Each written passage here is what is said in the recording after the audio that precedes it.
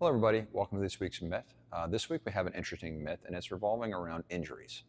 Um, Occasionally, and I know that this is a thing that is widely recommended in most medical groups, but most of the time if you get a surgery or you've had some sort of major injury, there will be a recommendation made that you remove yourself from physical activity for a period of time afterwards. Could be 2 weeks, could be 6 months, it could be a year, whatever it is. Personally, after my back surgery, I was told to never lift more than 25 pounds indefinitely. I can say that that didn't really work out for me. I wanted to be able to do more. I wanted to be able to pick up my kids and play and run in the yard and things like that. And so I decided that was not going to work for me. But if we're looking at more short-term restrictions, the reduction in your activity levels for a short period of time can be really beneficial for your body. So don't let that go. But that doesn't mean you should stop moving. Now, if you have a major knee surgery, I would not recommend that you go for a walk because it's going to put extra stress on that joint, the thing that you just fixed. So if you have something that you've gotten done that if you're going to do something like go for a walk or ride on a bike, especially a stationary bike, is going to make that thing worse, then don't do it. That's not the thing for you.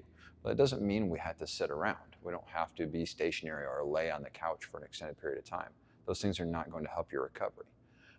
If you have an injury, let's say for your arm or your shoulder, or let's say you've had shoulder surgery, moving the other arm and doing things with it is actually going to help recovery in the shoulder that is possibly even immobilized.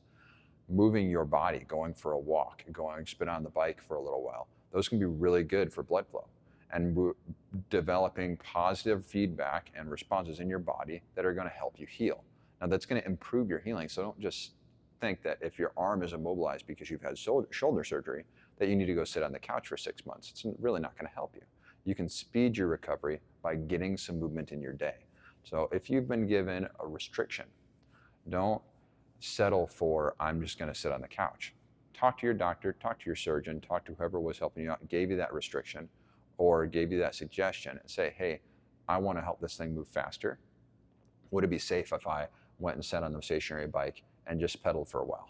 Or if I went and got on the treadmill and walked for a bit, or I took some walks outside? Would it be cool if I got 30 minutes of walking in every day? Would that help me? Most of the time they're going to say yes. Those restrictions are there to keep people from doing things that are irresponsible for that injury. The special cases where you can look at it and say, okay, I can do this. Those will be things that are very, very widely found. And the certain situations where you shouldn't do anything, your doctor will come back and say, no, that's not going to be good for you because of X and Y. Those will be times when you make sure that you're listening to what you're supposed to be doing.